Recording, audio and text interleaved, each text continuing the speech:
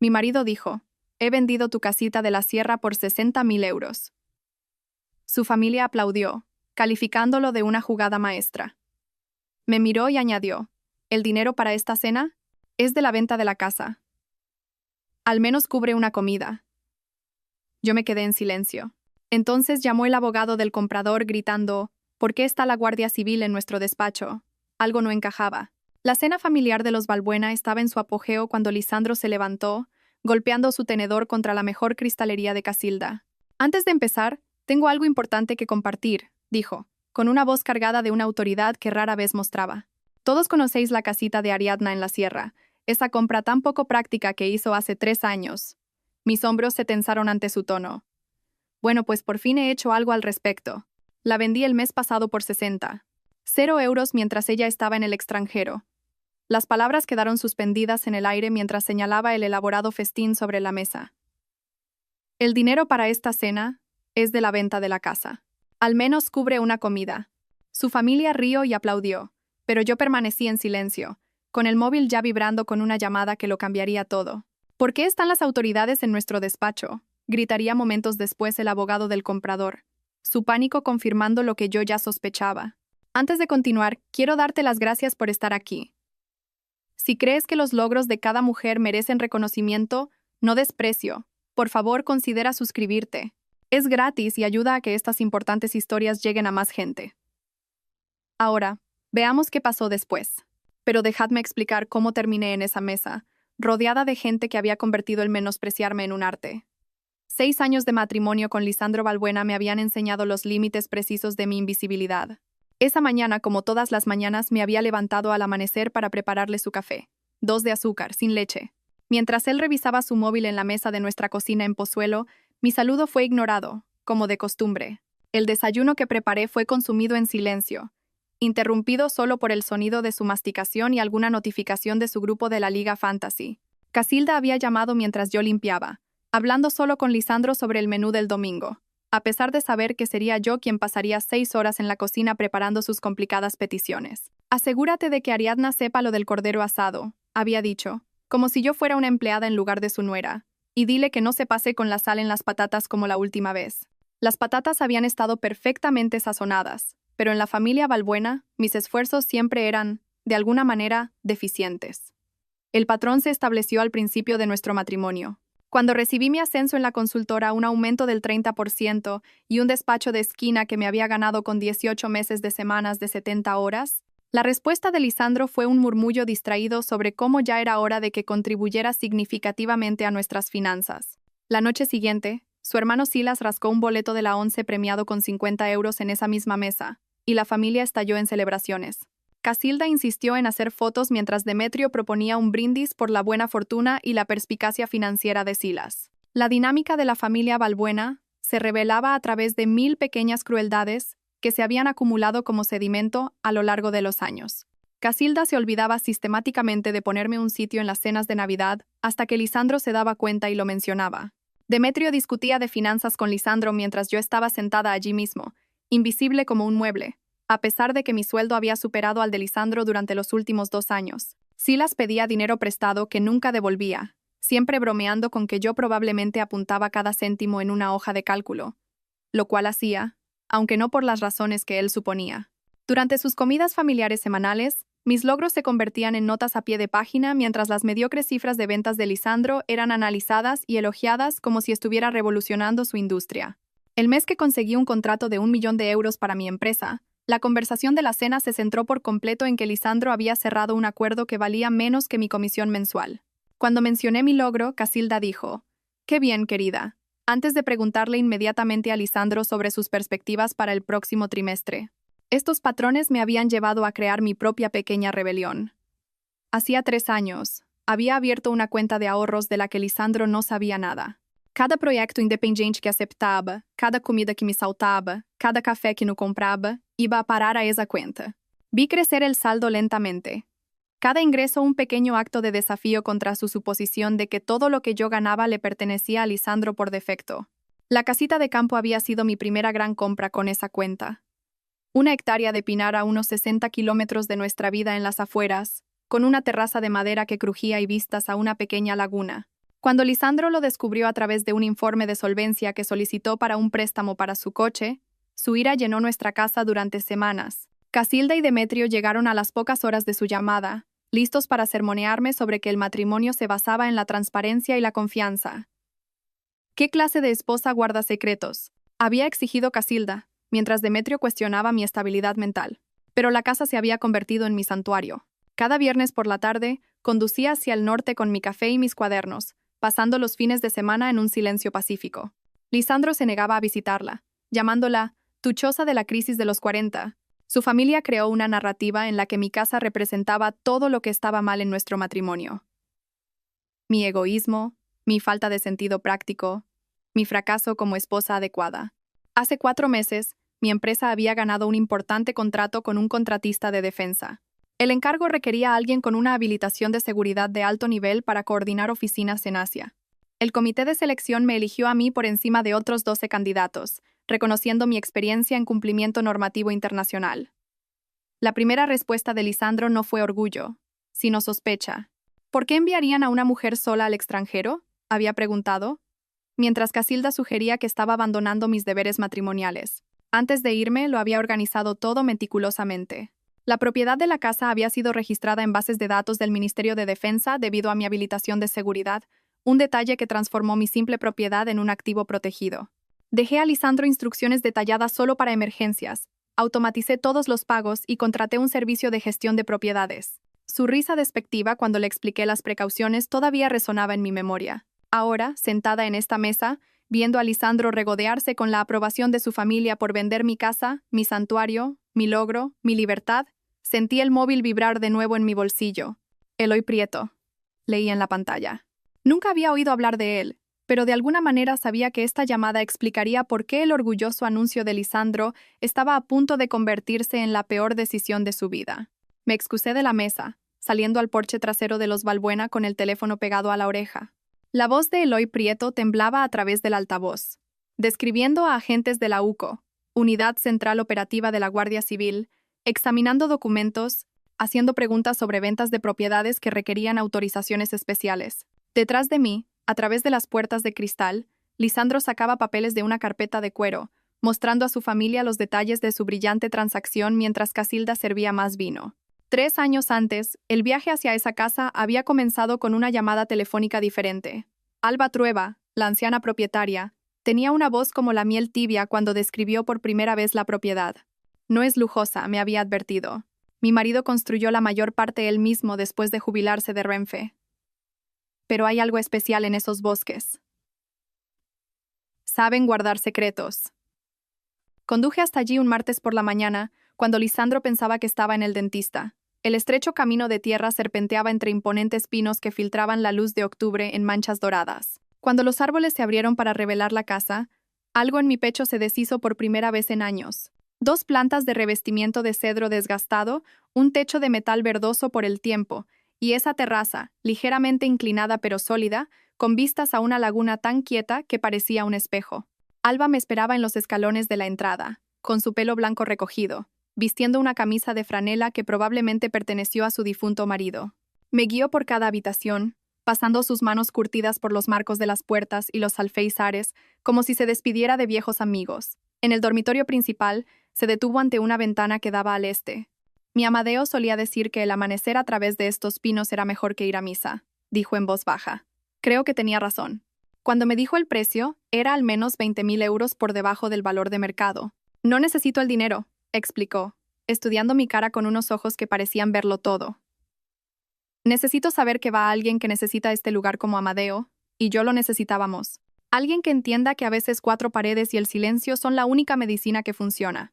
La entrada representaba 3 años de almuerzos saltados, invitaciones a cenar rechazadas y ropa usada mucho más allá de su mejor momento. Cada euro ahorrado había sido un pequeño acto de rebelión contra la suposición de la familia Balbuena de que yo existía únicamente como una extensión de Lisandro.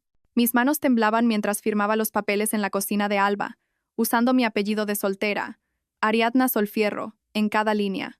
Cuando me entregó las llaves, pesaban más de lo que el metal debería, cargadas de posibilidades.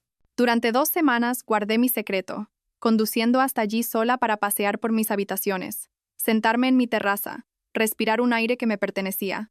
Arreglé pequeñas cosas. La puerta de un armario que no cerraba, un grifo que goteaba, aprendiendo de empleados de ferreterías y videos de YouTube.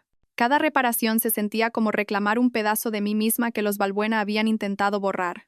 El descubrimiento de Lisandro fue pura casualidad. Decidió refinanciar su preciado BMW y necesitaba mi firma en la solicitud de crédito. La pantalla del ordenador del agente del banco estaba frente a mí cuando sacó nuestros informes de solvencia y allí estaba, en blanco y negro. Consulta reciente, hipotecaria Pinar Grande. El rostro de Lisandro pasó de la confusión a la comprensión y a la rabia en el lapso de 3 segundos. El viaje a casa fue en silencio, pero una vez dentro, llegó la explosión. ¿Has comprado una propiedad sin decírmelo? ¿Con qué dinero? Su voz subía con cada pregunta. En una hora, el Lexus de Casilda chirrió en nuestra entrada, seguido por el Mercedes de Demetrio.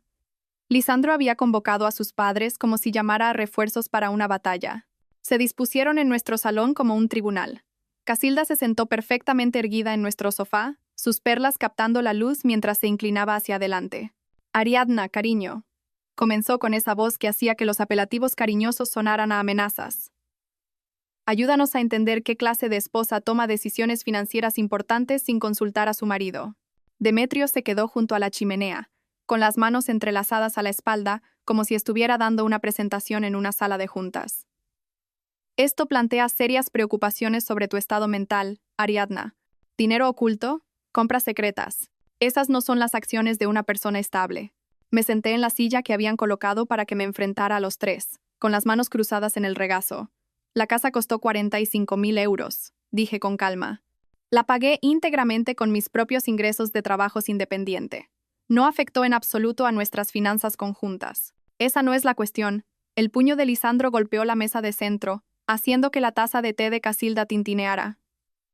Se supone que somos un equipo, y los equipos no guardan secretos. La ironía de que Lisandro hablara de equipo cuando no se había dado cuenta de mi ausencia durante docenas de sábados, no había preguntado por mis proyectos independiente, ni siquiera había recordado nuestros últimos 3 aniversarios, era tan densa que podía saborearla. Pero me quedé en silencio, habiendo aprendido hace mucho tiempo que defenderme solo les daba más munición. Los meses siguientes se convirtieron en una guerra de desgaste. Lisandro se negó a visitar la casa, llamándola «tu choza de la crisis de los 40», a cualquiera que quisiera escuchar.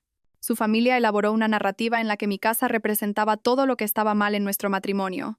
Mi egoísmo, mi engaño, mi fracaso como esposa adecuada. Contaron la historia en cada reunión familiar, a cada amigo común, hasta que se convirtió en una verdad aceptada que el pobre Lisandro estaba casado con una mujer inestable que escondía dinero y compraba propiedades a sus espaldas. Pero cada viernes por la tarde, hacía una pequeña maleta y conducía hacia el norte. Esos fines de semana se convirtieron en mi salvación. Aprendí a reemplazar tablas rotas, a identificar el canto de los pájaros, a cultivar tomates en macetas en la terraza. Escribí en diarios, llenando páginas con pensamientos que no podía decir en voz alta. La casa aprendió mis secretos. Cómo temía las comidas de los domingos. Cómo a veces me sentaba en mi coche en la entrada durante 10 minutos reuniendo fuerzas para entrar en mi propia casa. Cómo había empezado a marcar días en un calendario privado, no para contar hacia algo, sino para demostrar que estaba sobreviviendo. Casilda intensificó su campaña con lo que llamó una reunión familiar, que en realidad era una intervención. Había preparado una presentación de PowerPoint, de verdad, con diapositivas que detallaban los supuestos costes de mantenimiento de la casa, los problemas de responsabilidad y el lastre para nuestros recursos. Había investigado sobre fallos en fosas sépticas, costes de reemplazo de tejados y aumentos del IBI, presentando cada uno como una catástrofe inevitable. Silas hacía chistes sobre que me estaba convirtiendo en una ermitaña, preguntando si estaba cultivando marihuana en el bosque. Demetrio cuestionó si me estaba viendo con alguien allí, su insinuación era clara. Lisandro permaneció en silencio durante todo el proceso, dejando que ellos hablaran por él como siempre hacía, su silencio más dañino que sus palabras. Cuando finalmente dejaron de hablar, saqué mi móvil y les mostré fotos. El jardín que había plantado, ahora creciendo salvaje con hierbas y verduras. El escritorio que había colocado junto a la ventana, donde entraba la luz de la mañana a raudales. Las estanterías que había construido yo misma, ligeramente torcidas pero funcionales. Sus rostros permanecieron impasibles, viendo solo la evidencia del tiempo pasado lejos de ellos, la energía dirigida hacia algo fuera de su control. Miraron mis fotos durante exactamente 3 segundos antes de que Casilda cerrara mi móvil y me lo devolviera con la misma expresión que ponía al devolver comida en mal estado en un restaurante. Bueno, dijo, ajustándose las perlas. Supongo que todo el mundo necesita sus pasatiempos. La palabra pasatiempos goteaba con suficiente condescendencia como para llenar la laguna detrás de mi casa. 2 meses después de esa desastrosa intervención, todo cambió. Mi director general, Adrián Céspedes, me llamó a su despacho un lunes por la mañana en febrero. La vista desde el piso 32 mostraba Madrid envuelta en la niebla invernal, y Adrián se recortaba contra ella como un general planeando una campaña. Hemos ganado el contrato de Defensa Tech, dijo sin preámbulos. 4 meses coordinando sus oficinas satélite en Asia. Supone 12 millones para la firma y necesito a alguien con tu experiencia específica. El proyecto requería una habilitación de seguridad de alto nivel debido a los contratos de Defensa Tech. Se habían considerado 12 candidatos. Mi nombre estaba en la parte superior de la lista, rodeado 2 veces con el distintivo bolígrafo rojo de Adrián. Tu verificación de antecedentes salió impecable, dijo, deslizando la carpeta sobre su escritorio de caoba. Tu experiencia con el cumplimiento normativo internacional no tiene parangón en esta oficina. El cliente solicitó específicamente a alguien con tus cualificaciones. Acepté de inmediato, la palabra sí, escapándose antes de que pudiera pensarlo 2 veces. 4 meses lejos de los Balbuena se sentían como si me ofrecieran oxígeno después de años de asfixia. Adrián sonrió, del tipo que sugería que entendía más sobre mi situación familiar de lo que yo había compartido explícitamente. Te vas en 3 semanas. El diferencial salarial es sustancial, plus de peligrosidad más ajuste por estancia en el extranjero. Estamos hablando de duplicar tus ingresos trimestrales. Esa noche, se lo conté a Lisandro durante la cena, viendo cómo su tenedor se detenía a medio camino de su boca. 4 meses. Su voz no transmitía preocupación, sino cálculo. ¿Por qué te envían a ti? ¿Por qué no a Céspedes o a Kumar? ¿Tienen más antigüedad? Porque yo tengo la habilitación de seguridad y la experiencia, respondí, manteniendo la voz neutra a pesar del familiar aguijón de su duda. Una mujer sola en Asia durante 4 meses, murmuró, volviendo a su plato. Parece innecesario. ¿No puedes hacerlo a distancia? En 1 hora, Casilda había llamado, habiendo recibido la señal de socorro de Lisandro. Ariadna querida, su voz crepitaba a través del altavoz. Acabo de enterarme de este encargo en el extranjero. ¿No crees que es bastante egoísta? Dejar a tu marido durante meses. El matrimonio requiere sacrificio, y parece que solo te interesa tu carrera. La sesión informativa de seguridad, 3 días después, reveló complicaciones que no había previsto. La agente Elvira Montes, del Centro Nacional de Inteligencia, CNI, explicó que todos los activos personales debían ser registrados en bases de datos nacionales. Su casa en Pinar Grande, dijo, leyendo desde su tablet, será marcada como perteneciente a una contratista habilitada que trabaja en proyectos sensibles. Esto proporciona protección adicional contra interferencias extranjeras o actividades sospechosas. Mi simple casa de campo acababa de convertirse en un activo monitorizado por el Estado. La ironía no se me escapó. La propiedad que Lisandro y su familia despreciaban como inútil estaba ahora bajo protección gubernamental. Pasé los siguientes 3 días organizando una cobertura meticulosa para mi ausencia. La empresa de gestión de propiedades que contraté era muy recomendable. Sus contratos solían servir a familias de militares desplegados. Cada pago de suministros estaba automatizado, con la empresa de gestión como pagadores secundarios. Instalé cámaras de seguridad que subían las imágenes directamente a un almacenamiento en la nube accesible desde cualquier parte del mundo. La carpeta de emergencia que preparé para Lisandro contenía 15 páginas de instrucciones detalladas, contactos de emergencia, compañías de suministros, calendarios de mantenimiento y advertencias explícitas sobre el estatus de protección de la casa. Subrayé acceso solo en caso de emergencia, con marcador amarillo. 3 veces. Lisandro la hojeó con un divertimento apenas disimulado. Es solo una choza en el bosque, Ariadna, no la cámara acorazada del Banco de España. Se rió, lanzando la carpeta sobre la encimera de la cocina, donde permanecería intacta durante los siguientes 4 meses. La humedad de Singapur me golpeó como un muro cuando bajé del avión, pero la sensación de libertad era más fuerte que cualquier incomodidad física. Mi habitación de hotel tenía vistas a Marina Bay, las luces de la ciudad reflejándose en el agua como diamantes esparcidos. Esa primera noche, me quedé en el balcón y sentí cómo mis hombros bajaban de su posición permanente cerca de mis orejas. 4 meses sin ser despreciada, ignorada o menospreciada, se extendían ante mí como una promesa. El trabajo fue intenso pero estimulante. Descubrí una red de problemas de cumplimiento que le había costado a Defensa Tech millones en posibles multas. Mis informes diarios a Adrián eran recibidos con elogios que me resultaban extraños después de años de indiferencia de Lisandro. El cliente quedó lo suficientemente impresionado como para solicitar una extensión, que yo decliné cortésmente. 4 meses era mi límite. Mis videollamadas semanales con Lisandro se convirtieron en un estudio del desinterés decreciente.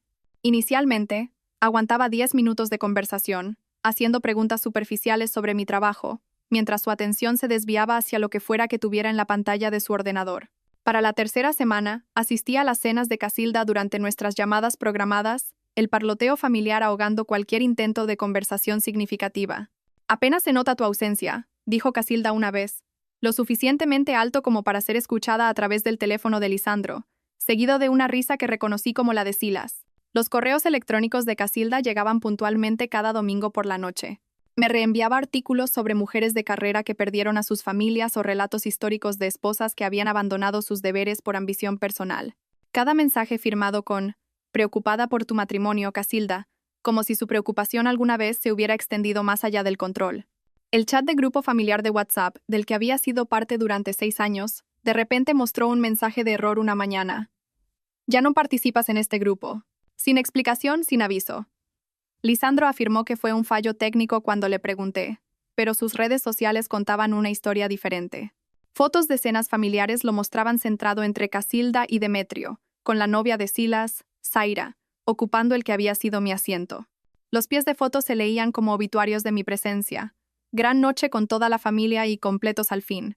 Las cámaras de seguridad de mi casa se convirtieron en mis salvavidas hacia algo real.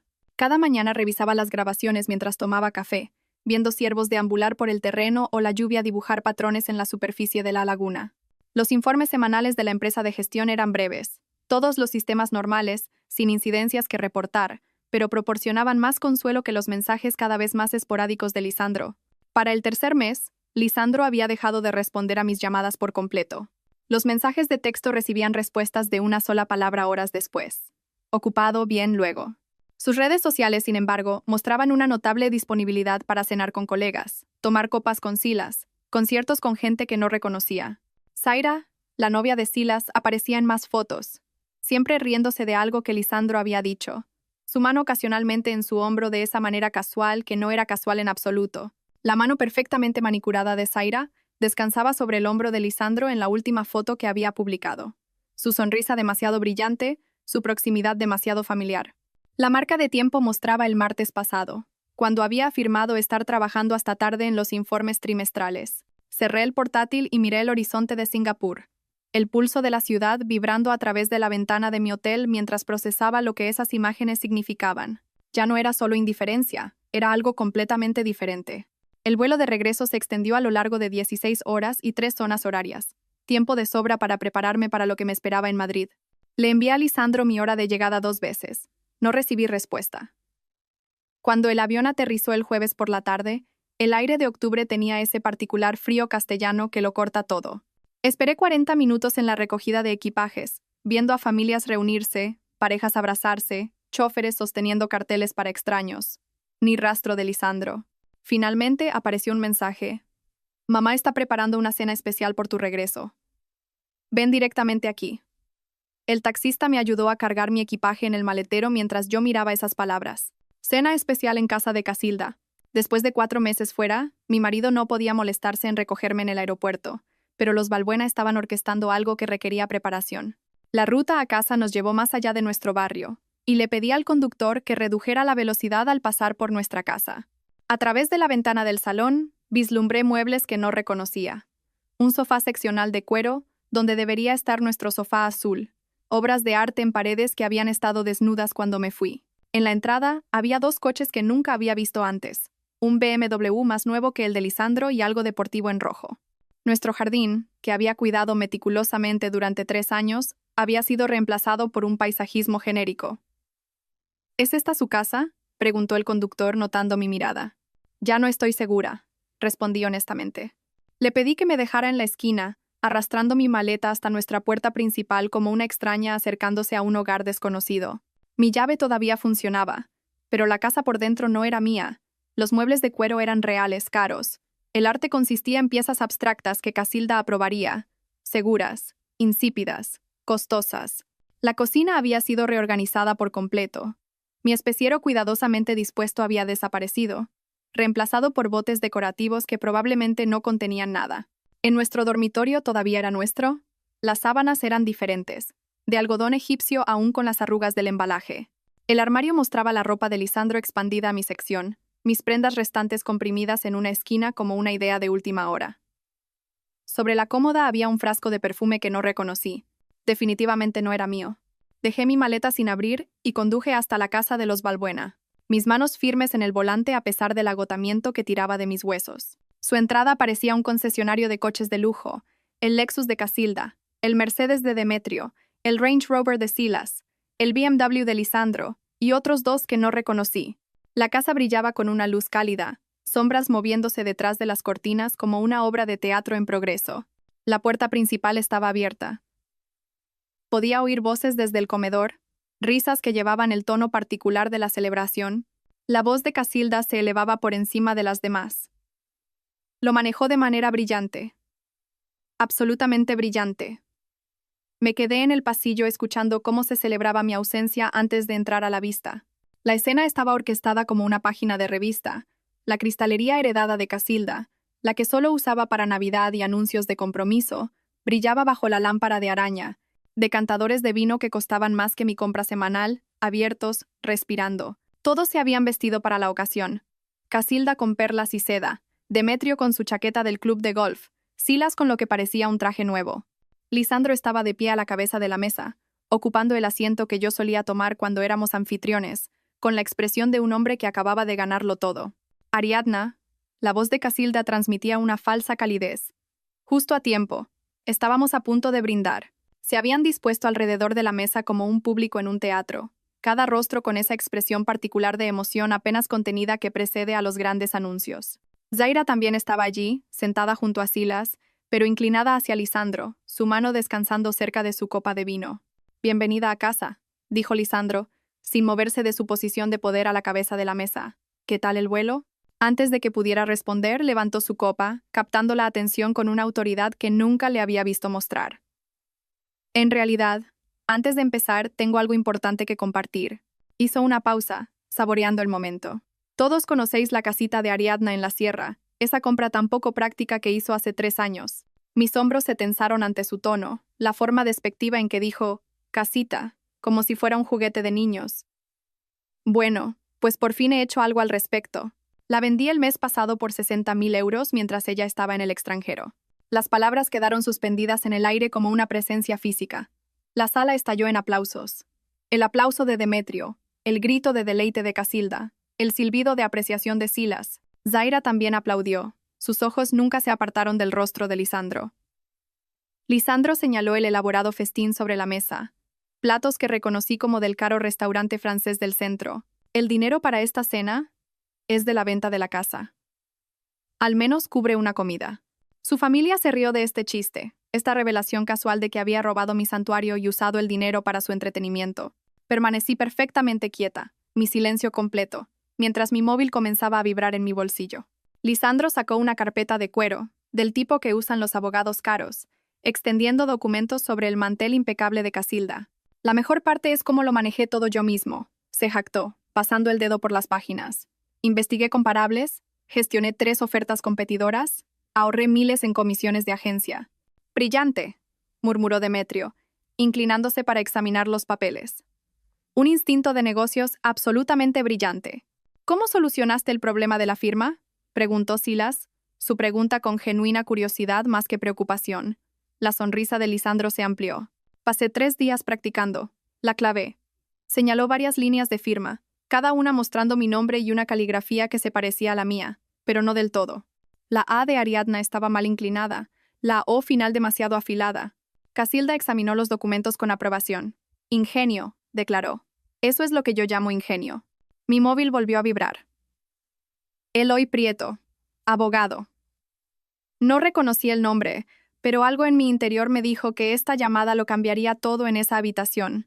Me alejé de la mesa, presionando el teléfono contra mi oreja, mientras me dirigía hacia las puertas francesas que daban al impecable porche trasero de Casilda. «¿Sra Valbuena?» La voz del hombre estaba quebrada por un pánico que inmediatamente puso mis nervios en alerta. «Soy Eloy Prieto. Representé a los compradores de su casa de la sierra. Quiero decir, la venta que su marido arregló». A través de las puertas de cristal, observé a Lisandro rellenar las copas de vino, su boca moviéndose animadamente mientras continuaba su actuación para su cautivada audiencia. Casilda le tocó el brazo afectuosamente, la madre orgullosa admirando a su hijo inteligente. Zaira se rió de algo que dijo Silas, pero sus ojos seguían los movimientos de Lisandro con un interés que iba más allá de la observación casual. «¿En qué puedo ayudarle, señor Prieto?» Mantuve la voz firme, profesional, aunque mi pulso había comenzado a acelerarse. «¿Por qué hay agentes de la Guardia Civil en nuestro despacho?» Las palabras salieron de golpe, su compostura completamente destrozada. «Están examinando documentos, preguntando sobre ventas de propiedades restringidas, hablando de transferencias fraudulentas. Han confiscado nuestros archivos. ¿Qué clase de propiedad nos vendió su marido?» «Guardia Civil». Las palabras cayeron con el peso de una vindicación que no esperaba. Me adentré más en el porche, el aire de la noche de octubre afilado contra mi piel cansada por el viaje. «Señor Prieto, he estado en el extranjero durante 4 meses. Es la primera vez que oigo hablar de una venta. Quizás debería explicarme a qué transacción se refiere exactamente». «La casa de Pinar Grande». Su respiración era audible a través del teléfono. Su marido proporcionó toda la documentación, lo manejó todo él mismo. Cerramos el trato hace 6 semanas. 60.000 euros transferidos a su cuenta conjunta. Pero ahora hay agentes aquí hablando de registros de propiedad del Estado y habilitaciones de seguridad. Están usando palabras como fraude y falsificación. Hace 6 semanas, mientras yo estaba en Singapur documentando meticulosamente violaciones de cumplimiento que le ahorrarían millones a Defensa Tech, Lisandro había estado falsificando mi firma en documentos oficiales. La ironía era casi perfecta en su belleza. «Señor Prieto», dije con cuidado, «necesito revisar algunos documentos y hacer algunas llamadas. Me pondré en contacto con usted en 1 hora». Terminé la llamada y me quedé en el jardín meticulosamente cuidado de Casilda, rodeada de rosas que pagaba a alguien para que las cuidara, procesando lo que acababa de enterarme.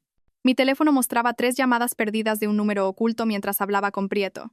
Mientras las revisaba, apareció un mensaje de un número que reconocí de inmediato: «Agente Indira Garcés». Nos habíamos conocido durante la renovación de mi habilitación de seguridad hacía 6 meses, una mujer meticulosa de ojos agudos que había hecho preguntas inquisitivas sobre cada aspecto de mi vida. Su mensaje era breve: «Sra Valbuena, al corriente de la situación de su propiedad en Pinar Grande. Mantenga un comportamiento normal, asista a la cena familiar como estaba previsto. Mantenga a los sujetos sin conocimiento. Equipo movilizándose». El mensaje había llegado hacía 2 horas, mientras mi avión descendía hacia Madrid. La agente Garcés sabía de la venta fraudulenta incluso antes de que yo aterrizara. Las bases de datos que rastreaban mi casa como un activo protegido habían detectado la transferencia no autorizada, desencadenando una investigación que ahora convergía en esta cena donde Lisandro celebraba su genio criminal. Pensé en la sesión informativa de seguridad a la que había asistido antes de irme a Singapur.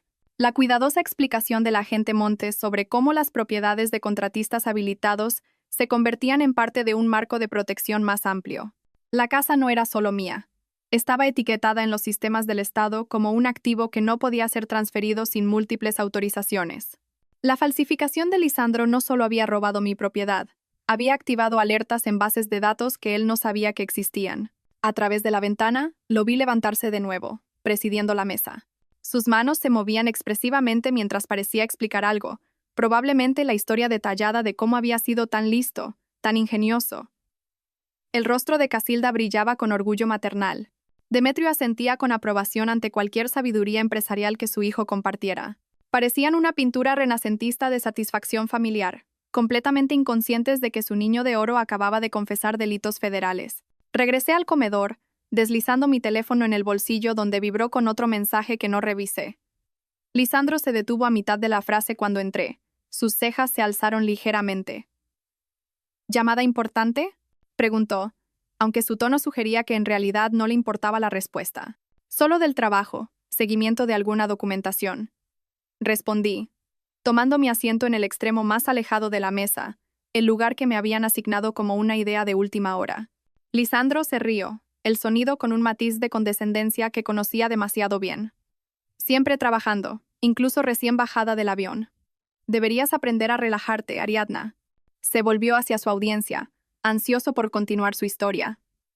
Lo mejor fue acceder a todos los documentos necesarios. Mientras Ariadna estaba de juerga por Asia, tomé la iniciativa de organizar nuestros papeles financieros, encontré todo en su despacho. La escritura, el título, los documentos del seguro, todo guardado en su pequeña caja fuerte, cuya combinación nunca se molestó en cambiar de la fecha de nuestro aniversario. Brillante, murmuró Demetrio. Tomar el control de activos desperdiciados. Eso es lo que hace un verdadero hombre de negocios. Casilda asintió con entusiasmo. Exactamente. ¿Por qué dejar que el dinero se quede parado en una casucha cuando se puede invertir adecuadamente? Lisandro ha estado mirando algunas oportunidades excelentes en la nueva empresa de Silas. Silas se inclinó hacia adelante, de repente interesado. Definitivamente nos vendría bien la inyección de capital. Mi socio cree que podríamos triplicar la inversión en 18 meses. Ya estaban gastando mi dinero, repartiéndose las ganancias del robo de Lisandro como piratas compartiendo un tesoro. Ni una sola persona en esa mesa había preguntado por qué no me habían consultado sobre la venta de mi propia propiedad. La suposición de la autoridad de Lisandro era tan completa, tan incuestionable, que no podían concebir sus acciones como criminales. Tu trabajo con la firma fue impresionante, le dijo Silas a Lisandro sonriendo ampliamente. Sinceramente, no podría distinguir la diferencia de la real. 3 días de práctica, respondió Lisandro con orgullo. Usé sus viejos diarios para estudiar su caligrafía. La clave es conseguir la presión correcta, la forma en que curva ciertas letras. Zaira finalmente habló, su voz con una dulzura que no llegaba a sus ojos. Debes estar muy orgullosa, Ariadna. Lisandro realmente tomó las riendas mientras estabas fuera. Encontré su mirada firmemente, notando cómo su mano se había movido para descansar cerca de la de Lisandro sobre la mesa, sus dedos casi tocándose. Oh, sí, respondí. Ciertamente tomó las riendas de algo que no era suyo. Las palabras quedaron en el aire por un momento antes de que Lisandro se las quitara de encima con una risa. Todo en un matrimonio es nuestro, cariño. Eso es lo que significa ser un equipo. Mi teléfono vibró de nuevo. Otro mensaje del agente Garcés. 15 minutos. Observé el segundero del reloj de pie de Casilda pasar por el 12. 14 minutos desde el último mensaje del agente Garcés. Lisandro había pasado a describir sus futuros planes de inversión para los 60.000 euros, su voz con la confianza de un hombre que creía haberse salido con la suya. Casilda estaba sirviendo su tiramisú casero, el postre que reservaba para victorias especiales, cuando el primer vehículo negro entró silenciosamente en la entrada. Los faros barrieron las ventanas del comedor como reflectores, seguidos inmediatamente por 2 vehículos más que se posicionaron con precisión militar. A través de las cortinas transparentes, pude ver las matrículas oficiales, del tipo que hace que los vecinos miren por las persianas y se pregunten qué nivel de problemas ha llegado a su calle. 6 figuras emergieron de los vehículos, moviéndose con la eficiencia coordinada de personas que habían hecho esto muchas veces antes. Me levanté de la mesa, mi movimiento tan repentino que la copa de vino de Zaira se tambaleó. Yo abro la puerta, dije, aunque nadie había llamado todavía. Lisandro apenas me miró, demasiado absorto en explicarle a Demetrio cómo planeaba apalancar el dinero de la casa en una cartera inmobiliaria más grande. Llegué a la puerta principal justo cuando la agente Indira Garcés levantaba la mano para llamar. Estaba flanqueada por otros 5 agentes, todos con el tipo de trajes oscuros que gritaban autoridad. Sus ojos se encontraron con los míos con reconocimiento profesional. Se acordaba de mí de la entrevista de habilitación de seguridad. Se acordaba de la mujer que se había sentado frente a ella durante 3 horas respondiendo preguntas sobre cada aspecto de su vida. Sra. Valbuena dijo en voz baja. ¿Están todos los sujetos presentes? Están en el comedor, confirmé, haciéndome a un lado para dejarlos entrar. Están tomando el postre. Los agentes se movieron por el pasillo de Casilda con precisión practicada, sus pasos deliberados sobre sus pulidos suelos de madera. Cada pisada sonaba como una cuenta atrás, marcando los segundos hasta que el mundo de Lisandro se derrumbara.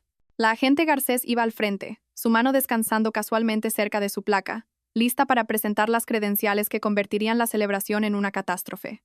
El comedor quedó en silencio cuando los 6 agentes entraron, dispersándose para bloquear todas las salidas con movimientos tan suaves que parecían coreografiados. El tenedor de Lisandro quedó suspendido a medio camino de su boca, el tiramisú deslizándose sobre el mantel heredado de Casilda.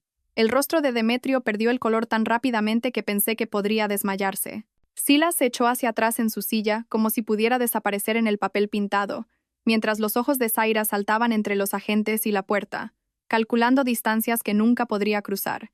Lisandro Balbuena, anunció la agente Garcés, su voz con el peso de la autoridad que hacía que todo lo demás en la habitación pareciera de repente trivial. Levantó su placa, el escudo dorado captando la luz de la lámpara de araña de Casilda. Queda detenido por fraude electrónico, falsificación de documentos y conspiración para cometer delitos contra la propiedad del Estado. Las palabras cayeron como golpes físicos.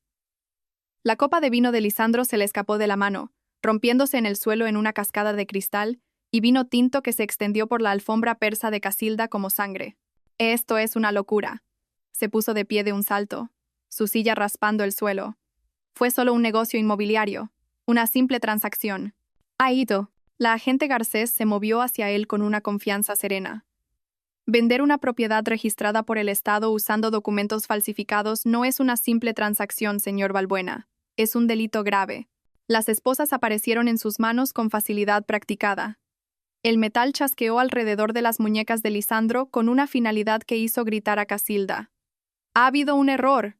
La voz de Casilda se quebró, sus manos revoloteando hacia sus perlas como si pudieran protegerla de esta realidad. «Esto es un malentendido. Lisandro solo estaba siendo ingenioso. Tenemos que llamar a nuestro abogado».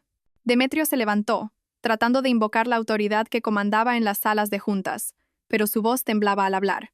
«No pueden simplemente entrar en nuestra casa y...». «Señor, por favor, siéntese», le instruyó uno de los otros agentes, su tono dejando claro que no era una petición. Demetrio se hundió de nuevo en su silla, pareciendo de repente tener cada uno de sus 72 años. Los agentes comenzaron su documentación sistemática de la escena. Uno fotografió los documentos falsificados todavía extendidos sobre la mesa, la confesión de Lisandro transformada en prueba. Otro capturó imágenes de las botellas de champán, el elaborado festín, la celebración que había sido financiada con dinero robado. Un tercer agente recogió los teléfonos de la familia, ignorando las protestas de Zaira sobre la privacidad y las afirmaciones de Silas de que él no estaba involucrado.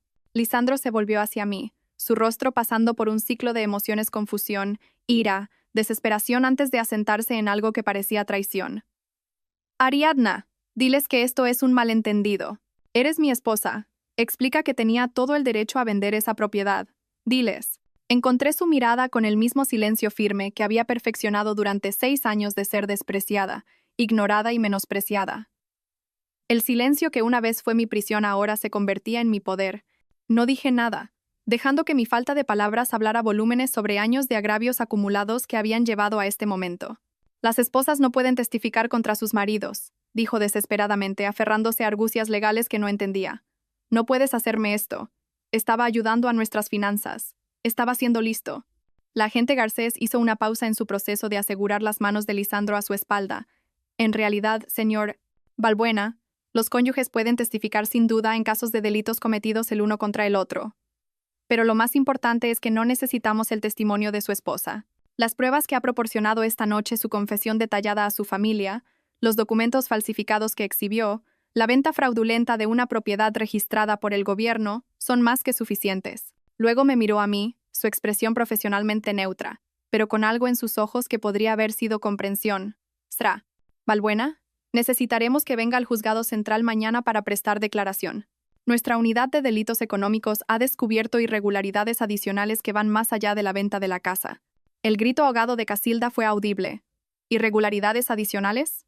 La agente Garcés dirigió su atención a los padres de Lisandro. «Señor Isra Balbuena, ustedes también tendrán que venir a declarar.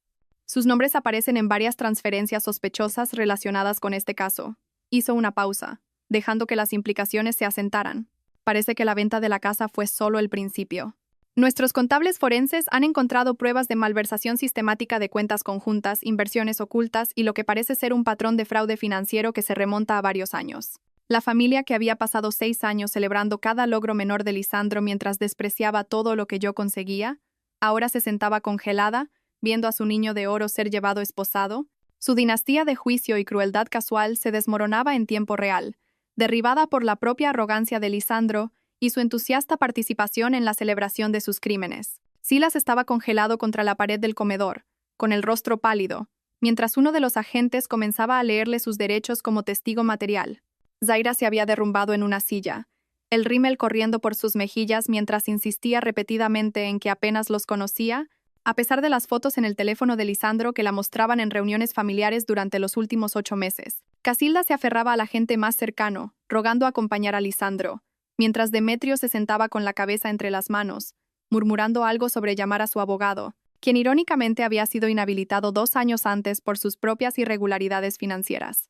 La mañana siguiente llegó con una claridad que se sentía casi surrealista. Me senté en mi cocina ahora, no la nuestra, bebiendo café de la taza que me había comprado en Singapur, viendo el amanecer pintar las paredes de dorado.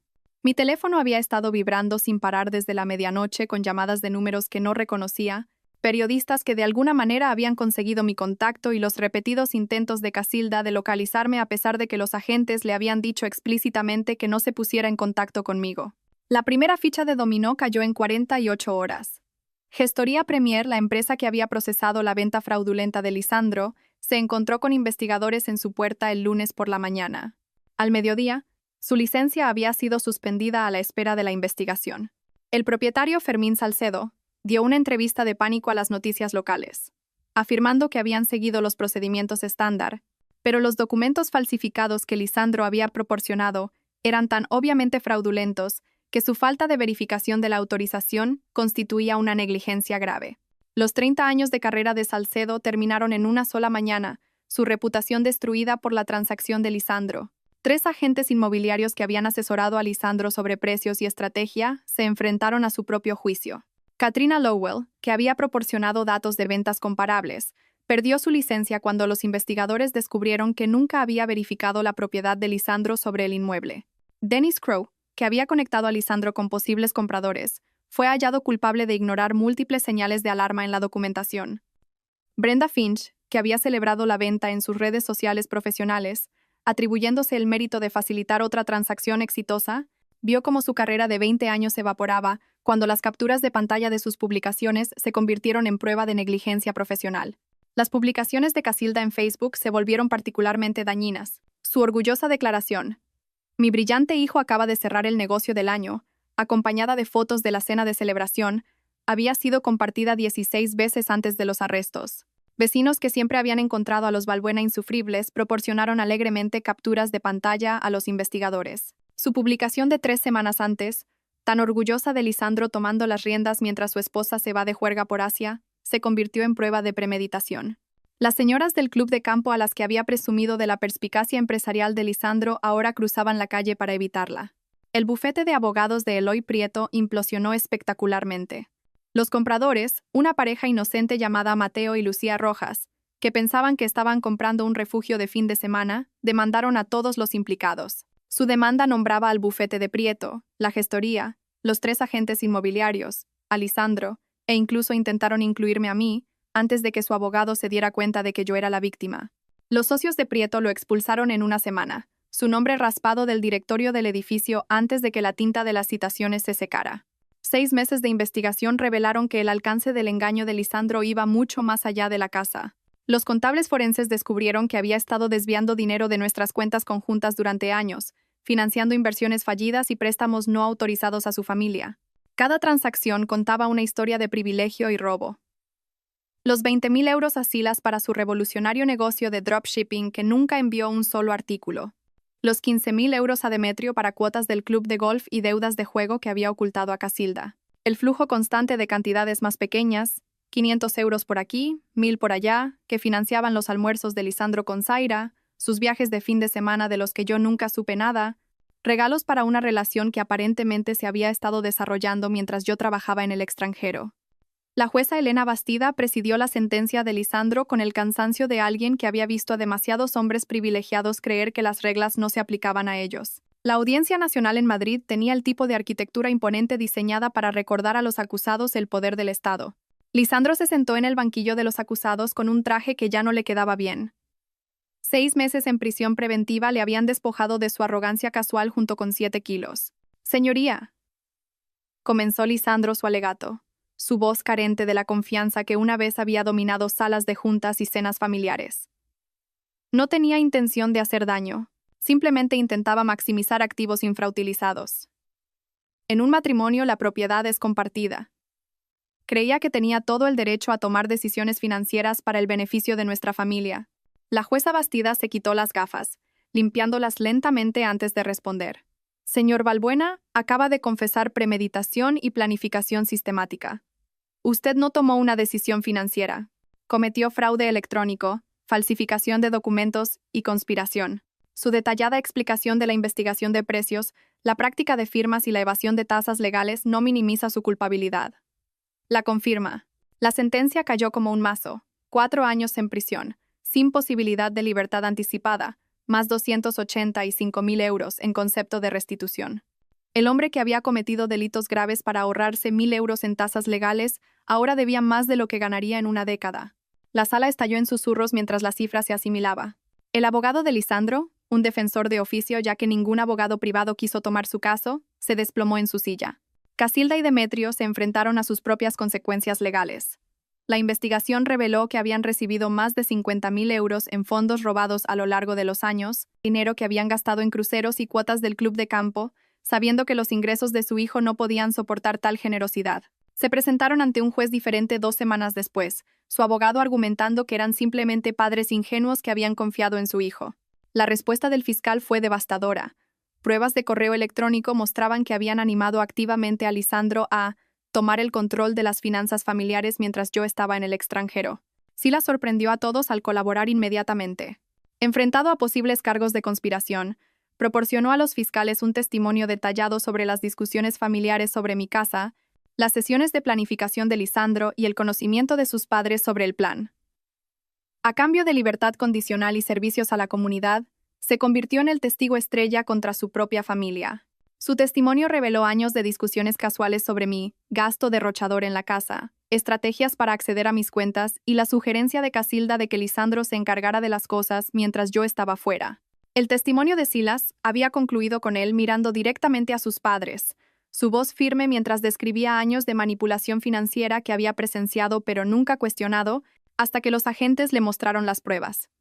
Lo sabían, dijo simplemente. Todos sabíamos que el dinero de Ariadna estaba siendo sustraído. Simplemente lo llamábamos finanzas familiares. La sala había quedado en silencio ante esa admisión. Incluso el taquígrafo hizo una pausa antes de continuar su transcripción. 3 semanas después de la sentencia final, volví a mi casa por primera vez desde el arresto de Lisandro.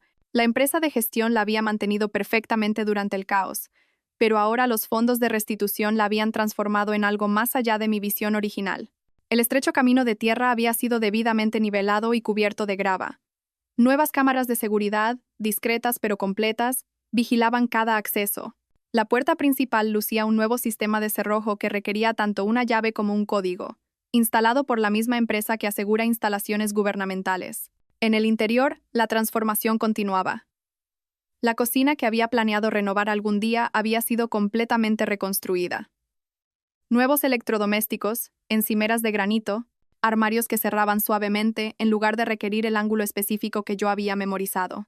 Las ventanas de toda la casa habían sido reemplazadas por vidrio de triple panel que convertía el pinar exterior en una pintura viva, cada aguja nítida contra el cielo. La terraza que crujía había sido reforzada y ampliada, ahora rodeando 2 lados de la casa con bancos incorporados que daban a la laguna. La agente Indira Garcés llegó un martes por la mañana, en su vehículo personal en lugar del sedán oficial. Traía 2 cafés de la cafetería del pueblo, recordando mi preferencia por la leche de avena sin que yo lo hubiera mencionado. Nos sentamos en la nueva terraza, el aire de octubre fresco pero no frío, viendo la niebla levantarse de la laguna. La investigación se ha ampliado, dijo, su tono profesional suavizado por algo que podría haber sido admiración. Tu caso destapó algo más grande. Lisandro había estado llevando a cabo esquemas similares con otras 3 familias, apuntando a mujeres a cuyos activos podía acceder a través de su posición en el banco. Explicó cómo la protección de mi casa había sido el detonante que lo expuso todo. Sin esa clasificación, Lisandro podría haber continuado indefinidamente, robando a mujeres que confiaban sus finanzas a instituciones donde él tenía influencia. La UCO había recuperado casi $500,000 de euros en fondos robados, aunque gran parte ya se había gastado en el estilo de vida de la familia Balbuena. El proceso de divorcio se llevó a cabo enteramente a través de abogados. La ley no mostró piedad con los cónyuges encarcelados que habían cometido delitos económicos contra sus parejas. La jueza, una mujer mayor llamada Beatriz Campillo, había revisado las pruebas con visible disgusto. Sra. Solfierro dijo, usando mi apellido de soltera, que había recuperado legalmente. El tribunal le concede todos los bienes gananciales sin excepción. Todo vino a mí. La casa en las afueras con sus muebles caros que no quería. Los ahorros conjuntos que Lisandro no había logrado robar. Las cuentas de inversión que había ocultado torpemente. Incluso la cristalería heredada de Casilda, que ella había designado específicamente para Lisandro en su testamento. La cristalería fue particularmente satisfactoria. 12 servicios de mesa de bohemia que habían estado en su familia durante generaciones, ahora en cajas en mi sótano, esperando ser donadas a una organización benéfica. Las cartas de Lisandro comenzaron a llegar 6 semanas después de su sentencia. La primera era de enfado, acusándome de orquestarlo todo, de saber sobre la protección y de tenderle una trampa. La segunda llegó un mes después, cambiando a la autocompasión, lamentando sus circunstancias y la injusticia de su situación. En la tercera carta, se colaron indicios de comprensión. No remordimiento exactamente, pero el reconocimiento de que su plan inteligente no había sido tan inteligente. Me enteré de las clasificaciones de propiedad del Estado, escribió en la que sería su última carta. Lo explicaron durante la clase de educación legal aquí. Debería haber hecho preguntas. Debería haberte preguntado a ti. Nunca se disculpó, nunca reconoció los años de robo antes de la casa, nunca mencionó el dolor de ser invisible en mi propio matrimonio. Simplemente dejó de escribir, quizás comprendiendo finalmente que sus palabras, como su presencia, ya no eran bienvenidas en mi vida. El periódico local publicó la historia durante semanas. Escándalo en la alta sociedad. La casa de la esposa destapa años de fraude financiero, se convirtió en el artículo más leído en la historia digital del periódico. Los reporteros llamaban constantemente, ofreciendo pago por entrevistas exclusivas, prometiendo contar mi versión de la historia. Los rechacé a todos. Las conclusiones de la investigación eran de dominio público, páginas de documentación que hablaban más elocuentemente de lo que cualquier entrevista podría. Los hechos mismos eran vindicación suficiente. Lisandro en prisión, sus padres en bancarrota por los pagos de restitución, su reputación destruida por su propia codicia. La actitud de mis vecinos cambió por completo. Donde una vez habían visto a la esposa silenciosa de Lisandro que rara vez hablaba en las fiestas del barrio, ahora veían a alguien que había soportado años de abuso financiero mientras construía su propio éxito. Clara, la de al lado, trajo guisos durante el proceso de divorcio. Teo, el de enfrente, se ofreció a cuidar mi césped sin cobrar. Las invitaciones a tomar café y a clubes de lectura se multiplicaron, aunque decliné la mayoría cortésmente, prefiriendo la soledad que me había ganado. El trabajo de consultoría floreció de maneras que no había anticipado. Mi experiencia con el cumplimiento normativo internacional, combinada con la notoriedad de mi caso, me hizo muy solicitada. Las empresas querían a alguien que entendiera tanto las complejidades técnicas como el elemento humano del delito financiero. Mis tarifas se triplicaron, luego se cuadruplicaron. Trabajando desde el segundo dormitorio reconvertido de la casa, con vistas a la laguna a través de esas ventanas cristalinas, gané más en 6 meses de lo que Lisandro había robado en 6 años. Alba Trueba, la anciana que me vendió la casa, me envió una tarjeta en el aniversario de la venta. Sabía que necesitabas este lugar, escribió en cuidada caligrafía. A Amadeo le complacería saber que te dio refugio cuando más lo necesitabas. En el primer aniversario de esa cena, esa horrible y maravillosa cena donde Lisandro anunció su crimen a su familia celebrante, me senté en mi terraza reforzada mientras el sol se ponía entre los pinos. El vino no era especial, solo una botella del supermercado local, elegida porque me gustaba la etiqueta. Nadie juzgaría esta elección. Nadie comentaría su precio o añada. El silencio a mi alrededor era completo, roto solo por sonidos naturales. El viento entre las agujas de los pinos, el agua lamiendo la orilla de la laguna, la llamada de un búho desde algún lugar en la oscuridad. Mi teléfono permanecía en silencio sobre la mesa a mi lado, sin contener contactos de esa vida anterior. Ni chat de grupo de la familia Balbuena, ni mensajes pasivo-agresivos de Casilda, ni textos despectivos de Lisandro. La ausencia de sus voces reveló cuánto espacio habían ocupado, cómo su juicio constante había moldeado mis días. Si esta historia de justicia poética te ha mantenido al borde de tu asiento, dale al botón de me gusta ahora mismo. Mi parte favorita fue cuando Ariadna permaneció en silencio en la mesa mientras llegaban los agentes, sabiendo exactamente lo que se avecinaba. ¿Cuál fue tu momento favorito? Déjalo en los comentarios. No te pierdas más historias emocionantes como esta. Suscríbete y activa la campanita de notificaciones para no perderte ninguna publicación.